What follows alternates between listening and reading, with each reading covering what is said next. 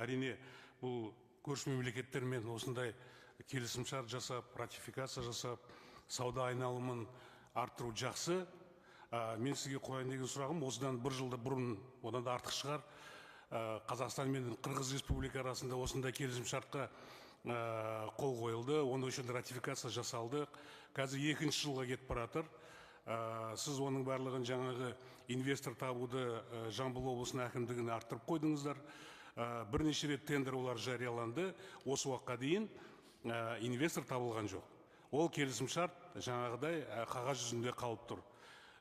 Сіз жаңа айттыңыз, осы Түркістан облысы инвестор тапты деп. Менің ойымша бірінші сұрағым, осы министрліктің осы ратификация жасағаннан кейін сіздердің жұмыстарыңыз қалай? Оны әкімдіктерге итеріп қойып, бұл келісімшарт жұмыс істемейді, соған күтіп отырасыздар ма?